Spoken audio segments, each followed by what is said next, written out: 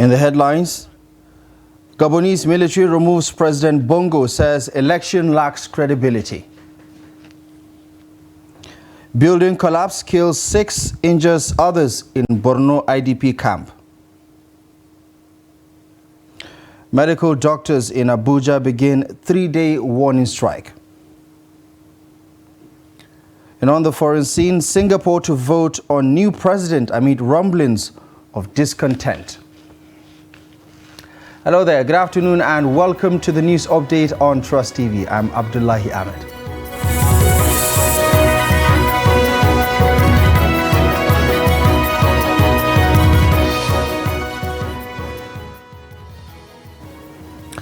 We start with the latest from the Central African country of Gabon, where a group of senior Gabonese military officials appeared on national television announcing a military takeover just minutes after the State Electoral Commission announced President Ali Bongo had won a third term in office. Appearing on television channel Gabon 24 in the early hours of Wednesday, the officers said they represented all security and defense forces in the Central African nation. They say the election results were cancelled, all borders closed until further notice, and state institutions dissolved. Loud sounds of gunfire could be heard in the capital Libreville, the Reuters and the AFP news agency reported after the television appearance. There was no immediate comment from the government of the OPEC member, and there were no immediate reports on the whereabouts of President Bongo, who was last seen in public when he cast his vote in the election on Saturday. As one officer read the joint statement, a dozen others stood silently behind him in military fatigue and berets.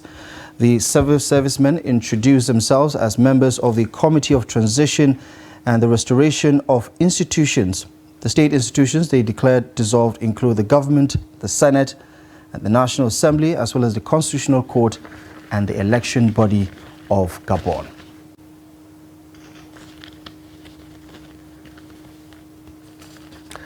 Now, at least 6 people were killed and 3 others injured when a classroom building collapsed.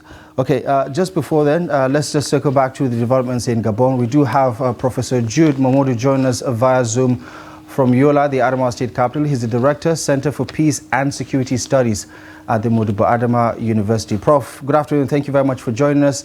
First of all, I'd like to get your initial reaction to this development in Gabon.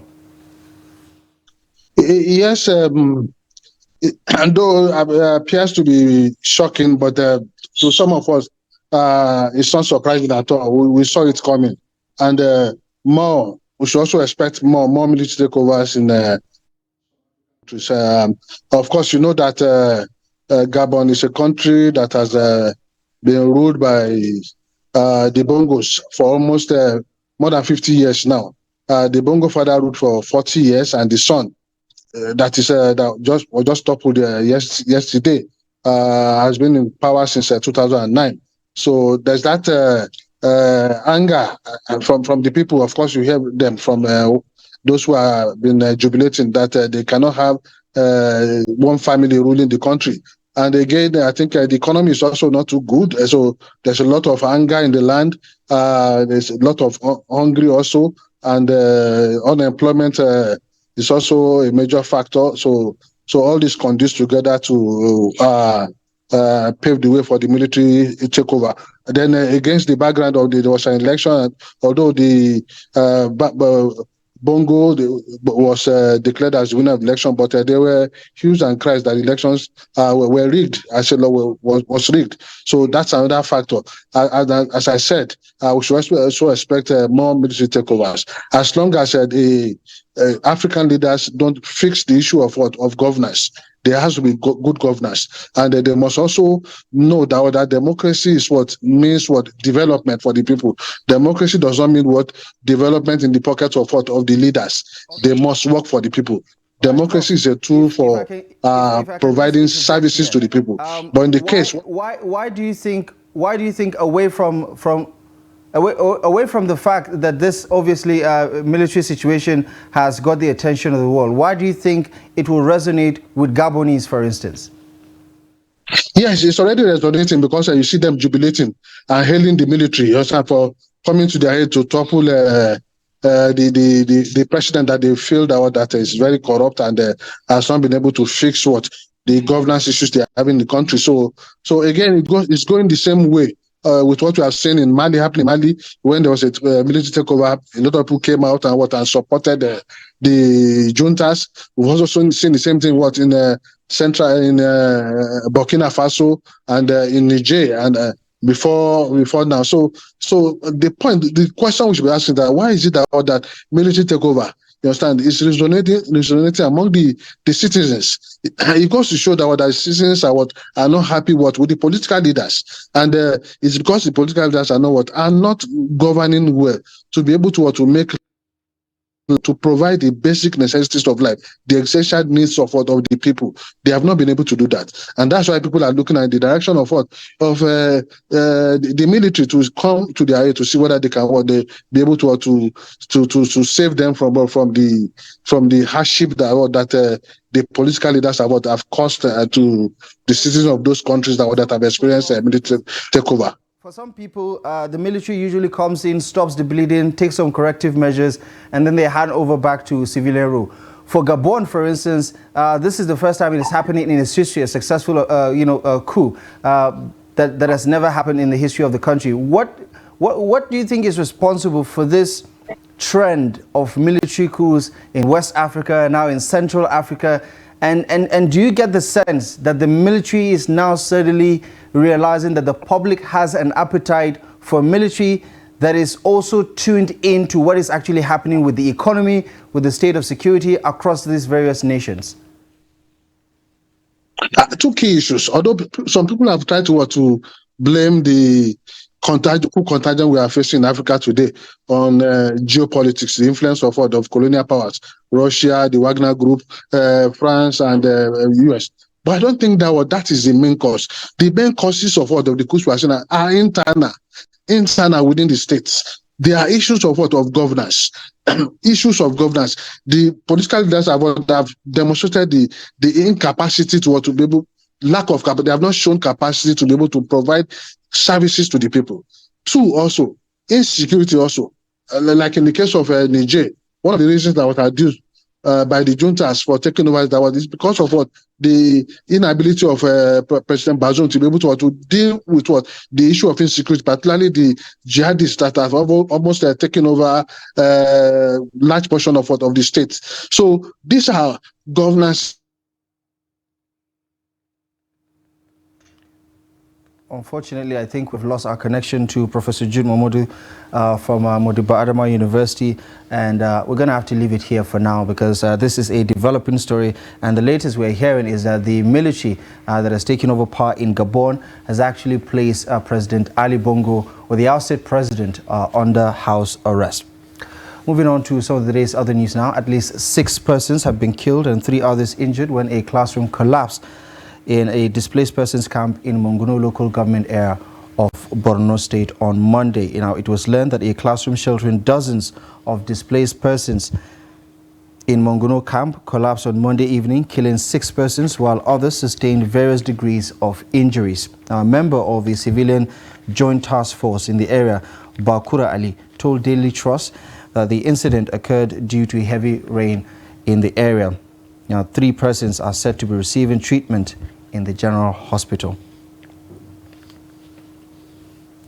Now, the Nigeria Hydrological Services Agency says there is no cause for alarm despite the prediction of flooding across most parts of the country. Now, the Director General of the agency, Clement Nze, made the statement while briefing journalists in Abuja following reports that Cameroonian authorities are releasing water from their Lado Dam. Noel Sampson has more on the story.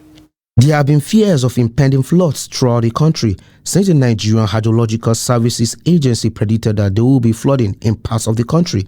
Specifically, the agency predicted that some 178 local government areas that fall within the high flood risk areas, which cross across over 32 states at the FCT, were at risk of flooding. This caused fear among residents of those areas. This fear escalated recently following the news that the Cameroonian authorities commenced release of water from Lagdo Dam by 14th of August 2023. Though the release of water stopped 28th of August 2023, according to the hydrologists in charge of the dam, Nigerians are still worried that floods are imminent in some areas. The dams in Nigeria, Kainji and Jeba on River Niger, and Shiroro on River Kaduna, they are all impounding water. No release of water from any of the dams within Nigeria. And the measurement we have in Lokoja, as of today, is much less than the corresponding days or day in 2022 or even 2012. So we have lower value of flood as of today downstream the confluence in Lokoja. Though Makurdi value is a bit high compared to the corresponding date in 2012 or 2022, but there's no cause for alarm. And then in Niamey, Niger Republic, the flow level there is about 4.30 meters. It is when it will, from normal, it goes to yellow threshold, from yellow to orange, from orange before it goes to red. So it is still far away from anything to cause alarm to Nigeria. So Malanville in Benin Republic, I'm talking about analytical station, which we also monitor. Malanville is Benin Republic. From Niamey, it comes to Malanville before Nigeria. The flow level is quite normal. He however emphasized the need for watchfulness and high level of preparedness on the part of state governments, particularly the Niger Delta region, including Adamawa, Taraba, Benue, Nasarawa, Kogi, Kebbi, Niger, Edo, Delta, Anambra, Ebonyi, Bayelsa, Cross River, and Rivers. These are the things we are supposed to do. I can maybe mention some of them again. Deseal some of the rivers within their localities. Clean your drainages. Construct adequate drainage systems. Remove structures that are within the river banks or within the floodplain. Give a certain offset or setback from your rivers. Stakeholders say if adequate drainage systems can be made available, it will go a long way in preventing floods. Noel Samson, Trust TV News, Abuja. In other flood-related developments, the Delta State government has constituted a 14-man 2023 Flood Disaster Management Committee as part of efforts to effectively manage the impending flood in the state. Now, the federal government had raised an alarm that communities in the flood-prone areas across the state will be hit by flood waters in the coming days. Inaugurating the committee in the capital, Asaba, Governor Oborivori, represented by the Secretary to the State Government, Kingsley Amu, charged members of the committee to ensure sensitization of the citizenry, especially those in coastal communities, to move to higher grounds. Speaking during the inaugural meeting of the committee, the Secretary to the State Government, Kingsley Amu, charged the members to be diligent with the assignment, as a lot depends on them to see that the actual flood victims are adequately catered for.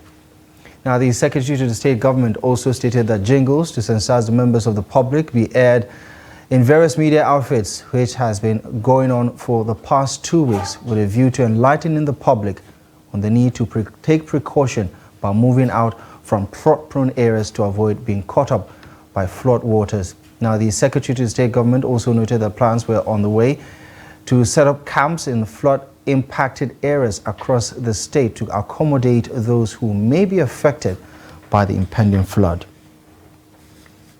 Elsewhere, the chairman of the House of Representatives Ad Hoc Committee investigating job racketeering in federal ministries, departments and agencies, Yusuf Gadji, on Tuesday summoned all vice-chancellors of federal universities to appear before the committee on Friday to give documentary evidence on the allegations bordering on bribery and extortion by a member of the ad hoc committee. Honorable Gadji, who issued the notice during the resumed investigative hearing on job racketeering across over 900 ministries, departments and agencies, dismissed allegations of alleged extortion by some MDAs. While arguing that the author of an online report titled Nigerian Lawmakers Probing Job Racketeering are extorting money from agencies was being unfair to tag all 37 members of the ad hoc committee as corrupt, maintained that the ad hoc committee will not be deterred by any form of sponsored blackmail from carrying out its statutory functions and urged the media to be credible in their reportage. If you have anything to say about us, be categorical. Don't accuse my members blindly. Tell us who is accusing who instead of tagging this committee as a corrupt committee. It's unacceptable to us. We are not. We are not and we will never be. Gagdi, who further insisted that the system of waiver introduced into the recruitment process in the country as done by the Federal Character Commission is unlawful, noted that it will be abolished and expunged from the system using the instrumentality of the law. And we'll continue to say, for the first time, I will tell Nigerians that waiver doesn't even exist in Federal Character Commission Act. It doesn't. The act itself doesn't say waiver should be granted. Thank you, sir. It was a creation of the Federal Character Commission plenary. It was like a resolution of the commissioners of the Federal Character. The committee summoned the Accountant General of the Federation to appear before the committee on Thursday to explain the delays in remitting deductions from workers' salaries into the Federal Mortgage Bank. The Central Bank of Nigeria is also to appear on Thursday before the committee.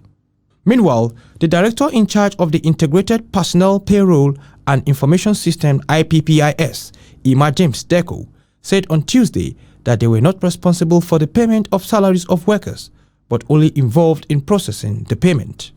Deco, who spoke at the resumed hearing of the House of Representatives ad hoc committee investigating non-remittance of deduction from workers' salary for the National House Fund, also said in most cases, deductions from workers are not remitted because of shortage of cash backing for approvals for the wages. He also said sometimes they get directives to only workers' net salaries, while the gross is kept in view because of shortage of funds.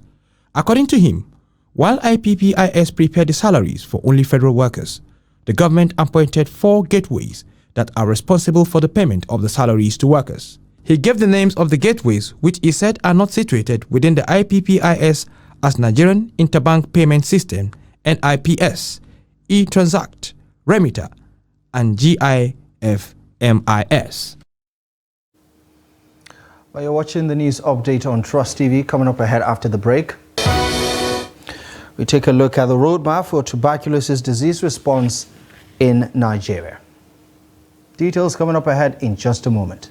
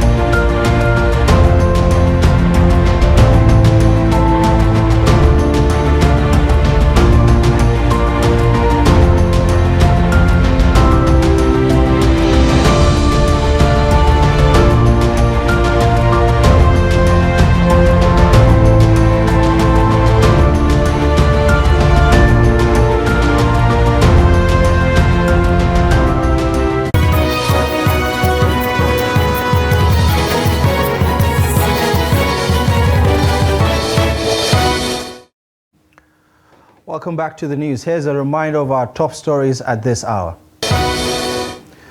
Gabonese military removes President Ali Bongo, says election lacks credibility. Building collapse kills 6, injures others in Borno IDP camp. Now, the Medical and Dental Consultants Association of Nigeria in the Federal Capital Territory, Abuja, says its members are set to commence a 3-day strike. The association said the strike is premised on the retirement letters issued to untenured doctors on grade level 17. Now, in a letter to the FCT minister, the doctors said the strike will begin Wednesday midnight, and the letter was signed by Emmanuel Musa of the association and its chairman, Uko Ekaite, its secretary general. The consultants said the decision was reached at an emergency Congress meeting. Now, the medical consultants say They decided on the strike action after efforts to reach an amicable resolution with the FCTA establishment failed. Now, the medical consultants explained that the FCTA was the only administration that has misinterpreted, misapplied and implemented the circular in Nigeria. Consultants called for an immediate withdrawal of the compulsory retirement letters to its members. Now, the United Nations high-level meeting on tuberculosis is set to take place in September this year on the sidelines of the United Nations General Assembly in New York, with hopes of comprehensively reviewing the progress of key commitments by heads of states and government to end the dreaded disease by 2030. Now, civil society actors are calling on the government of Nigeria to ensure the implementation of adequate measures to eradicate the disease and enact laws towards protection of TB communities through multi-sectoral approach. Nigeria is among the 14 high-burden countries for tuberculosis, TB and HIV, and multi-drug resistant TB, and is equally ranked 6th among the 30 high TB-burden countries globally. Nigeria is also first in Africa, accounting for 80% of the global TB burden, according to statistics. Although the country has a lot of missing cases of tuberculosis and records about 400,000 cases of TB yearly, the WHO 2022 Global Report estimates that 112,000 mortality was recorded in the country. Nigeria, in its fight to eradicate and control the disease, made diagnosis and treatment free across public health facilities within communities, as the disease can be totally cured. In spite of this, there are a number of barriers to tackling the disease effectively.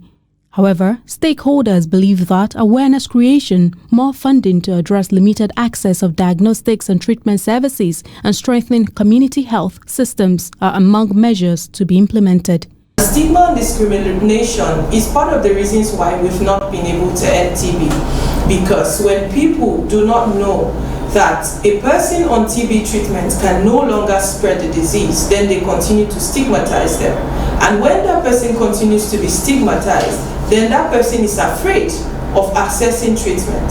And that leads to that person continuing to live within communities, continuing to engage with people that they can now transfer the disease to. We need more resources, again, I reiterate that, more resources invested in TB in the area of research and development of vaccines to fight the disease. There are also calls on the government at national and sub-national levels to enact TB legislations that protect the fundamental human rights of TB communities. Their persons are treated differently because they are affected by TB, whether through loss of jobs or through denial of freedom to walk around, to associate, and all of that. And so these rights are violated every day. And the advocacy is that we need to have laws, policies and regulations that speaks against the discrimination.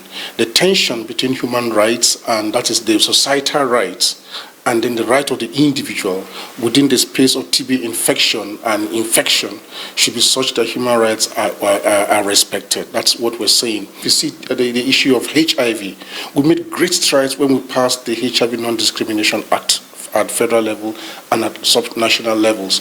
And we're saying that the same thing should apply to TB. Stakeholders want government to develop a roadmap for the actualization of the commitments in Nigeria, as was done at the 2018 United Nations high-level meeting on TB, in order to end the disease by 2030.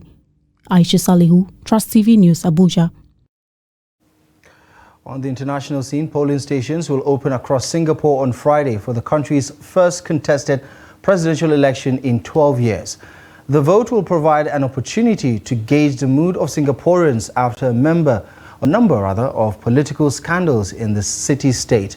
Outgoing President Halimah Yacob was the sole candidate for the last election 6 years ago, with nobody else able to meet the strict criteria Singapore imposes over nominations for the position, which is largely ceremonial and has limited, although potentially significant, oversight functions.